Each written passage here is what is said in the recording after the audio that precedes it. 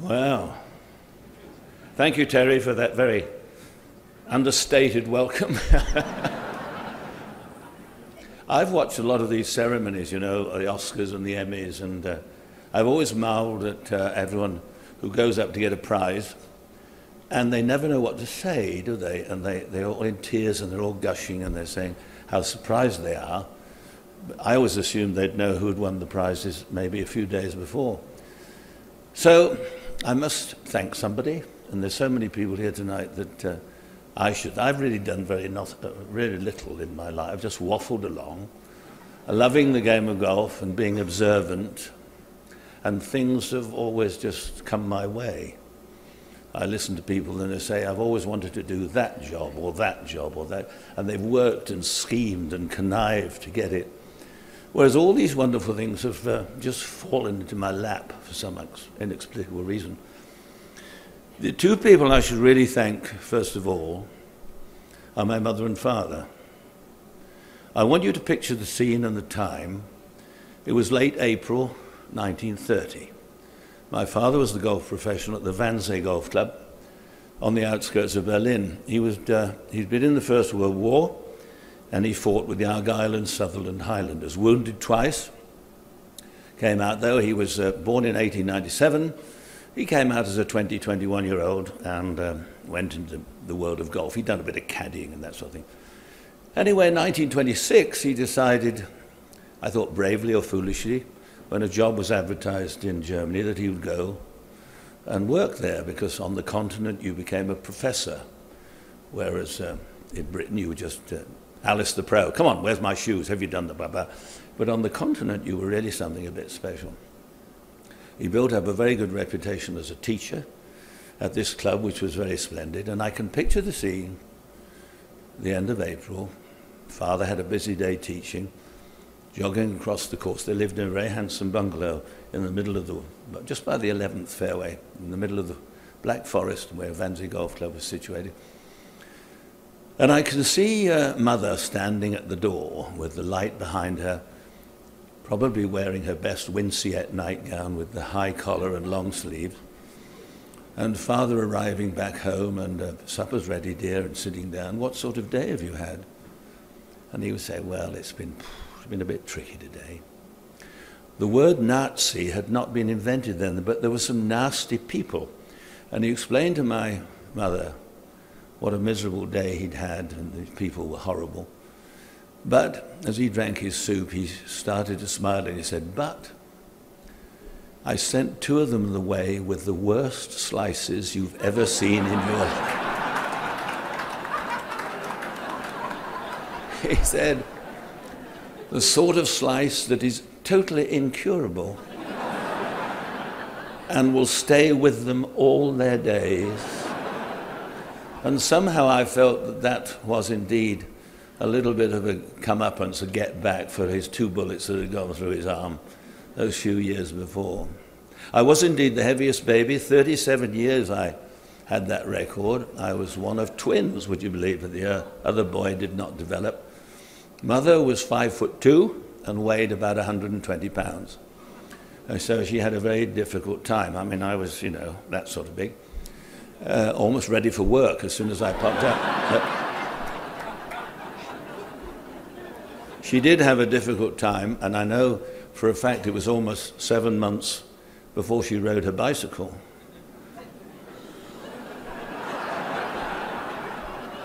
That was a joke for the gynecologist, actually. 1932, the family came back to Britain. Father went on his professional career, playing and teaching, good golf jobs. And I went to school and all that stuff. But the first competition I ever played was 1946, the Boys' Championship, played on the west side of Edinburgh, a course called Bruntsfield. And I went there, and I was playing off scratch at that time, and I went there, and they picked me to play for England boys against the Scots. And I played very well, and we beat the Scots. They'd been beating us every year. We won about 8-6 or something. And I was installed as one of the favourites to win. Sailed through a few rounds. And then I was up against a little lad called Donald Dunstan in the semi-finals. A rather pasty, pale-looking boy with very bad complexion. And I was 6 foot tall and bordering on the beautiful, I suppose, at that time. I really was. I mean, I look at those old pictures and I really fancied myself at the time. Anyway, we set off and I won the first couple of holes and I was striding. It was a beautiful day. And anyway, he beat me 3-2, which brought me down to earth a bit. And going back on the train, my father said, well, you've learnt your lesson. You should have done this. You should have defended when you attacked and da-da-da-da-da-da. He said, but I don't think there's any point in you trying for any further education. You're not going to be a doctor, lawyer, accountant. You could come and be my unpaid assistant at Ferndale. So I thought it was very generous, Dad. He was, remember, a Yorkshireman, and he'd been spending a lot of time with the Scots in the First World War. So it came to pass. I went to work for my dear old dad, and I had no concept at that time, going back a bit crestfallen, having been beaten by this pimply-faced youth, when I had so much to offer. I had no idea that the game of golf would take me down so many wonderful paths. I played pretty well. I got in my first Ryder Cup cap in 1953, went on to play in another 7 World Cups 10 times, winner of 20-odd tournaments. And then the chance of television came along, a journalistic experience, writing for a couple of newspapers, magazines, and so on and so on. But of all the places and things I've had, people say, which part of your life did you enjoy the most? I've enjoyed it all, because I've never really worked very hard at it, as dear old Gary Player will absolutely guarantee that he never saw me out practicing. I used to hit a dozen balls with a 2-iron. I was bloody good with a 2-iron, one of the most difficult clubs to use.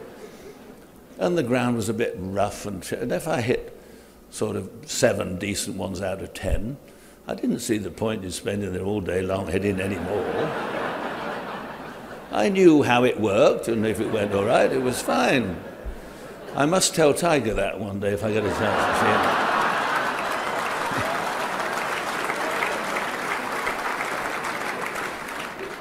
But it was a wonderful time for learning, and then, of course, I started doing television in the early 60s, and by 1974, Pro Celebrity Golf had started. And through my association with Mark McCormack and ING, he introduced me to the world of television over here, working for ABC Television. And it's very difficult to pick the BBC or ABC. I'm an Englishman, and of course one is always happiest at home. But I never enjoyed myself more than coming here and working with ABC. Why? Well, they were lovely people. 1 or 2 of them shouted a bit and swore, but they didn't swear at me too often, and the big boys always wound up the tournaments. They did the 17th and the 18th hole, so I could clear off after the 16th green. I suppose in 4 days of television I might have actually spoken for about an hour. And they paid me a ridiculous amount of money. And a first-class airfare from London, and if it was necessary, use the Concorde. So I had nothing to complain about at all. But I've loved coming here and working on the television and watching the changing face of the world of golf. The Allisses have been around the game for over 100 years. And we've pretty well seen everything, all the changes in equipment and clubs and what have you. And people say, well, what has been the most significant part of the game? And probably something silly like cylindrical mowers to cut the fairways, In the early days, and I've always said the players between 1900 and 1930 were probably the most skillful the world has ever seen. And they look at you when I say that as if I'm potty, which I am on occasions. But I do believe if you look at the equipment they had, and you can go to the museum here and look at it, the balls weren't round, the equipment was very weird, the greens weren't cut, a few sheep would nibble away, and that was that. The bunkers weren't raked. They perhaps, from 1926 on, they raked them on Mondays and Fridays. and that was it. And players had to scoof over the holes they made in the bunkers. And yet they were going around in 72 and 74s on our championship courses, which was quite remarkable with the tools they had, people like Bobby Jones and the people before him, quite remarkable. That doesn't mean to say that I don't marvel at the skills of the players today. But I do believe, and I'm not saying this as some old fart, with the equipment today, it has changed the face not only of golf, of sport. One of my dearest friends is Sterling Moss, motor racing driver. Now, when he was in his peak, they used proper petrol in the car, not the special methane, whatever it is today. And if you hit something, you crashed, car burst in flames, and you died. Now they have these wonderful cars which they can hit a wall at 200 miles an hour, and the chances are you'll escape with a couple of broken ankles. Everything has improved. I saw Roger Bannister break the 4-minute mile, and as he went through the tape, he almost died. Now they do the 4-minute mile in about 3.5 minutes, and they come off, and the fellow's waiting. Well, what do you think about that? I feel that's clear off. But they're hardly out of breath. These fellows are hardly, and women are hardly out of breath. So times have changed quite dramatically. I've loved every moment of it, and coming here. And this, I'm not saying this just because you're all here and everyone's looked after, my wife and my son and his dear wife, Kelly Rose, while we've been here. I'm not just saying it because of all that, because people are expected to say it. This facility is the most remarkable I've seen in the world of golf. It's sort of golf's answer to Disney World to me, because you go to Disney World and you marvel at what was created there. The museum, the golf courses, the hotel. When you come in from the main road, the way the gardens are prepared, the trees, the staff, the volunteers, it's quite magical. And I've seen a fair bit of stuff in my time, but it is truly amazing the way they've done the museum, the way it's encapsulated all these personal bits and pieces of memorabilia. It's quite stunning, and quite stunning.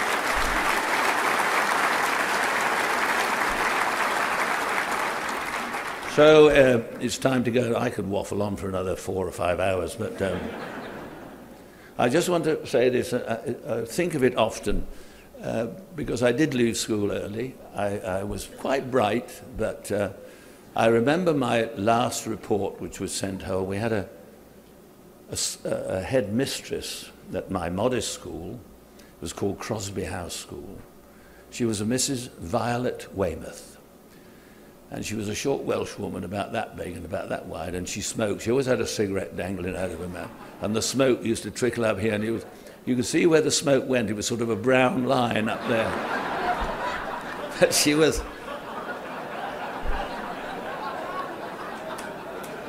You didn't mess about with Mrs. Weymouth, I can tell you that. And I'm always staggered today when I read that children go to school and beat up the teachers. I think wouldn't have done that in my day, I tell you that. But I remember the last report she sent back to my parents, and it went something like this. Peter does have a brain, but he's rather loath to use it. His only interests appear to be the game of golf and Violet Pretty, a girl allied to, she never knew about Iris Baker, but they were the two that introduced me to some of the ways of the world.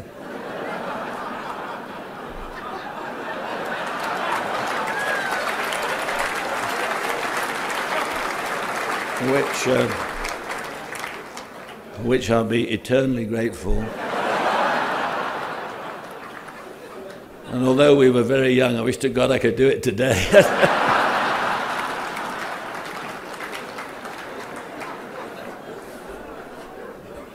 I fear for his future were the last words she wrote on my report. So Mum and Dad died a long, long time ago. And if there is such a thing as heaven, and if people do look down, well, Mum, Dad, here we are. Look at this lot. Look where I've been, look what I've done, Never worked very hard at it, and it's all fallen into place. Lovely family, lovely wife, looks after me, shouts a bit occasionally, but they are remarkable. They put up with all my nonsense, and I love them dearly. And Mrs. Weymouth, if you're there,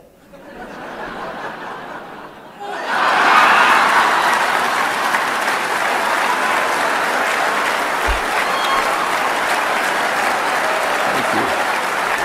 Good night.